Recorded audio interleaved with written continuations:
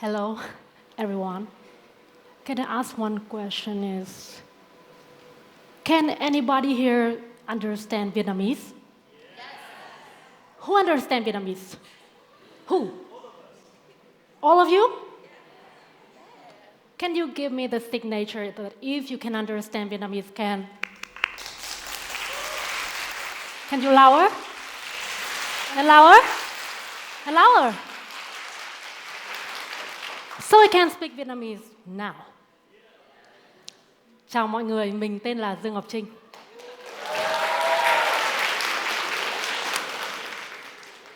Ôi, sởn cả gai ốc luôn. Hay là tại vì mọi người vỗ tay cho nên là mình bị sởn gai ốc nhỉ?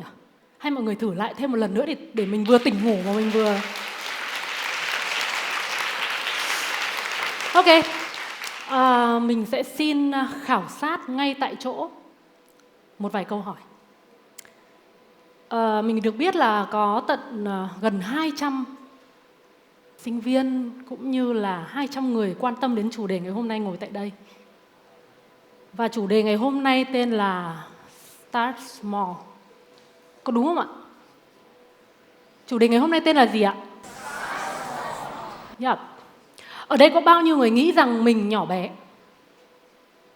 Có thể giơ cánh tay cao lên tại vì cái ánh sáng nó... Ok. 70%. Có bao nhiêu nghĩ rằng mình khát khao làm những điều lớn lao? Xin được giơ tay lên. Xin được nhìn những cánh tay cho rằng là tôi khát khao làm điều lớn lao. Okay. Không nhiều lắm. Có bao nhiêu người cho rằng tôi không thể làm được những điều lớn lao? Số lượng ít đi. Theo mọi người thì để làm được một điều gì đó lớn lao thì mọi người nghĩ rằng yếu tố nào là cần thiết? Nếu ai cho rằng để làm được điều lớn lao thì cần phải có nhiều tiền thì hãy giơ tay. Ok. Yeah. Rất thực tế. Còn nhiều người cho rằng là nếu để làm được điều lớn lao ấy thì cần phải có một cái ý chí và sức mạnh thì giơ tay. Ok. Thank you. Còn bao nhiêu người cho rằng để làm được điều lớn lao ấy cần phải kỷ luật thì giơ tay. Ok. Cảm ơn mọi người. Cái khảo sát này rất là có ý nghĩa với mình. Trước khi đi vào một cái bí quyết mà mình cho rằng quan trọng ngày hôm nay á, thì mình sẽ xin chia sẻ với mọi người là có bao nhiêu người nghĩ rằng mình có thể kiếm được 60 triệu đồng một tháng mà không phải đi làm việc? Có bao nhiêu nghĩ rằng mình sẽ phải làm việc cật lực trong một tháng, không có thời gian ăn, không có thời gian ngủ mới có được 60 triệu đồng? Yeah. Thế thì mọi người sẽ phải nán lại đến cuối cái lúc mà mình chia sẻ. Mình sẽ chỉ cho mọi người một bí quyết để có thể có được ít nhất và có thể nhiều nhất. Nhiều ở đây là trong cái khả năng của mỗi người mà không hoàn toàn chỉ là kiếm tiền. Và xin được nhấn mạnh với mọi người là mình không bán hàng đa cấp. Mình sẽ kể câu chuyện về cuộc đời của mình. Bản thân thì như bao người, mình sinh ra thì đều nhỏ bé và mình đều nghĩ rằng một cái cây cổ thụ thì sẽ phải bắt nguồn từ một cái hạt giống. Rồi một người vĩ đại thì cũng phải bắt đầu từ một đứa trẻ. Tất cả mọi thứ đều bắt đầu bằng sự nhỏ bé. Nhưng mà hơi giáo điều và hơi lý thuyết. Trên thực tế thì tất cả chúng ta đều phát hiện ra một điều là tất cả những kỹ năng, tất cả những bài học, tất cả những vấp ngã đều cho chúng ta nhận thức được bản thân là mình quá nhỏ bé. Ít nhất là so với những người giỏi hơn mình. Ít nhất là so với xã hội này. Ít nhất so với hành tinh này. Và ít nhất so với cả vũ trụ.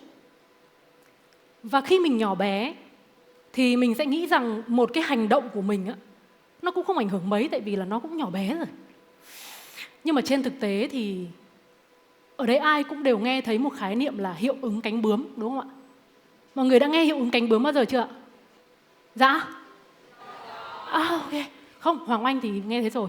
Nhưng mà khán giả thì không nghe thấy. Ở đây bao nhiêu người nghe thấy khái niệm về hiệu ứng cánh bướm rồi thì hãy nói cho mình nghe từ rồi một cách to hơn. Một con bướm đập cánh tại Arizona có thể gây ra một thảm họa nào đó ở một khu vực khác. Nó thể hiện là một chuỗi liên kết các hành động, một chuỗi liên kết các sự thay đổi dù nhỏ nhất, nhưng khi được cộng hưởng thì nó lớn nhất. Đó là câu chuyện của thế giới. Còn câu chuyện của chính mình ấy, nó sẽ bắt nguồn như thế này. Mình là một cô bé có một xuất phát điểm giống nhiều người khác. Muốn làm điều lớn lao, mắt thì luôn nhìn lên các vì sao, nhưng mà bản chất thì chân chạm đất. Và mình luôn luôn nghĩ rằng mình không thể đứng trước đông người để nói chuyện. Ngày xưa mình đi học thì nó đen như thế này. Cứ khi nào mà mình muốn lên bảng ấy, tức là mình biết chắc chắn câu trả lời này mình ghi điểm, thì mình quá nhút nhát để giơ tay. Cô giáo không nhìn thấy để gọi. Nhưng mà đến cái đoạn ấy mà mình không học bài ấy, thì thế nào cô giáo lại mời Dương Ngọc Trinh lên bảng. Mình ôi, sao cuộc sống của mình nó lại như thế này. Và đến bây giờ mình có thể đứng trước 100 người, 200 người, thậm chí là 10.000 người để nói chuyện. Đâu là yếu tố để mình có thể hack được cái khả năng mà mình nghĩ rằng từ trước nay mình không bao giờ có thể làm? Nó chỉ đến từ một việc là có những chuỗi hành động nhỏ để thay đổi bản thân mình. Chỉ từ đơn giản là tự mình đối diện trước gương với mình. Và đến một thời điểm nào đó mình nói trước 10 người, mình nói trước 100 người, mình nói trước 1.000 người, và mình có thể nói trước 1 triệu người. Tất nhiên, với 1 triệu người thì đó là một cái livestream rất là hot. Nhưng dù sao đi nữa thì tất cả chúng ta đều hiểu rằng là tất cả những điều phi thường thì đều xuất phát từ những hành vi rất nhỏ. Và những hành vi rất nhỏ đấy, như host của chương trình bạn ấy nói rất là chính xác, là thay vì là one day thì sẽ là day one. Bách lại câu chuyện, chúng ta sẽ có những bí quyết nào để có thể giúp cho cuộc sống của chúng ta ít nhất là có giá trị với bản thân mình, ít nhất là có giá trị với những cộng đồng xung quanh mình, gồm người thân, bạn bè, cho đến những cộng đồng mà mình phải chịu trách nhiệm, và xa hơn đấy chính là cho xã hội. Mình nghĩ là điều đó không phải là quá lớn lao.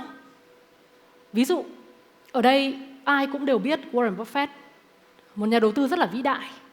Năm nay thì Warren Buffett cũng chắc là sống cũng đến 9 thập kỷ và là một nhà đầu tư lâu năm. Ở đây có ai biết là Warren Buffett bắt đầu đầu tư từ năm bao nhiêu tuổi không ạ? Có ai biết không ạ? Dạ. Excuse me. Can you please don't start small? Can you louder please? Mọi người có ai biết không ạ? Warren Buffett đã bắt đầu hành trình đầu tư của mình từ năm ông ấy 10 tuổi.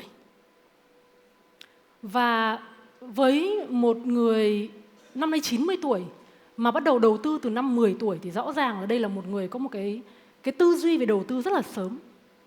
Có thể có người nói là ông ấy sinh ra để đầu tư, nhưng bản chất là cái hành trình và chuỗi trải nghiệm của ông ấy dài hơn rất nhiều người khác.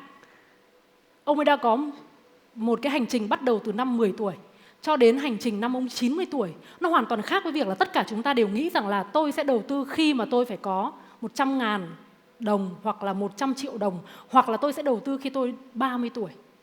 Tất nhiên, mình đã nói rồi, đây không phải là một show bán hàng đa cấp của một công ty quỹ hay là một bên nào đó bán tiền kỹ thuật số. Nhưng đó là một ví dụ cụ thể cho việc tập gym, cho kế hoạch đầu tư của mình. Với những người ở đây mà không thực sự quan tâm nhiều lắm đến câu chuyện về đầu tư tài chính, vì đây là nghề của mình có 17 năm làm trong lĩnh vực này cho nên là thông cảm, mình có nghiện nghề nghiệp. Nhưng tất cả chúng ta đều có một nguồn vốn rất lớn, chính là human capital, nguồn vốn con người. Đó chính là thứ để giúp cho chúng ta có một chuỗi các giá trị mà tiền chính là thước đo để định giá cái giá trị đó. Chúng ta bỏ ra 8 tiếng để làm việc, chúng ta đưa bao nhiêu kỹ năng của mình để làm việc, và chúng ta có thể đạt được cái hiệu suất công việc như thế nào, thì tất cả những yếu tố đó đều được phản ánh bằng giá trị của một tờ giấy. Và tờ giấy đó có thể để quy đổi trải nghiệm, quy đổi một nhu cầu, hoặc thậm chí nó chỉ là để mình cảm thấy rằng là đây là một cái tấm bằng khen cho một chuỗi những quãng thời gian mình bồi đắp cho giá trị của mình. Mình còn có 5 phút nữa để nói. Vậy thì mình sẽ rất nhanh để show cho mọi người một cái bí quyết để có thể làm giàu, mà giàu trước khi già. Và chúng ta sẽ là những người số dư giả đó, chứ không phải là số dư giả, giả fake à. Mọi người có thể bật giúp mình cái slide. Mình sẽ đưa ra cho các bạn một thử thách. Và nếu các bạn làm theo thử thách này của mình thì tháng đầu tiên các bạn sẽ có hơn 60 triệu. Nó tên là thử thách 1P is 1 penny. Cái thử thách này là thử thách về tài chính cá nhân khá là phổ biến.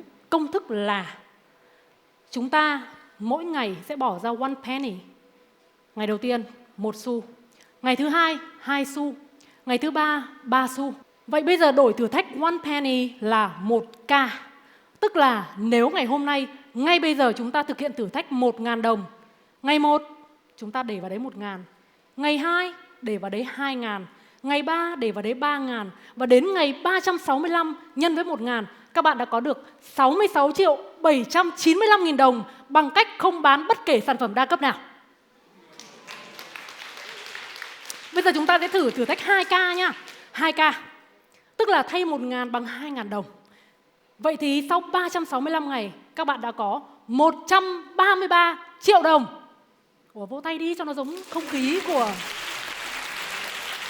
Thế thì nếu mà mình nặng đô hơn 100.000 đồng đi, 100.000 đồng thì thử thách này các bạn sẽ có 6 tỷ 679 triệu 500.000 đồng.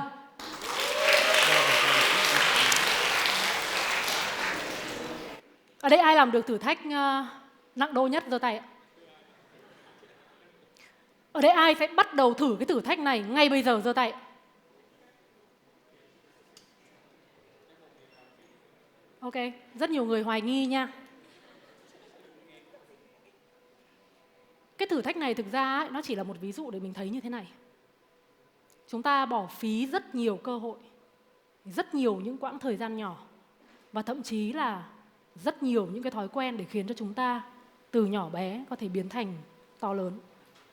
Nó chỉ rất đơn giản là cái lượng CO2 mà chúng ta đang thải ra dư thừa quá nhiều so với lượng CO2 cân bằng của hành tinh này. Cũng chỉ vì những thói quen rất nhỏ.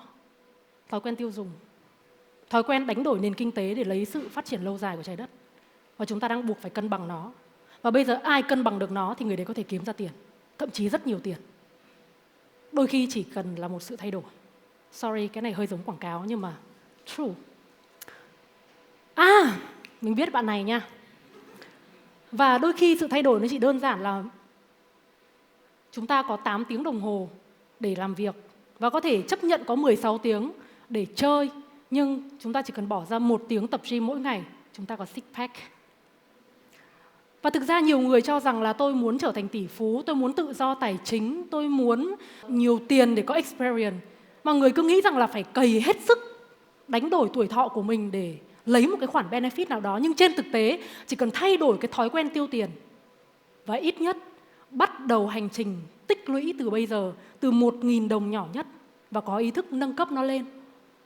Và chỉ đơn giản hơn là bỏ qua một số những thói quen không cần thiết trong cuộc sống, bỏ qua một số các mối quan hệ gây mình tổn thương trong cuộc sống, và đơn giản hơn cả là bỏ qua một số những chuỗi thời gian để trải nghiệm những thứ vô bổ trong cuộc sống. Các bạn sẽ trở thành người thay đổi chính mình và góp phần thay đổi thế giới. Thank you very much.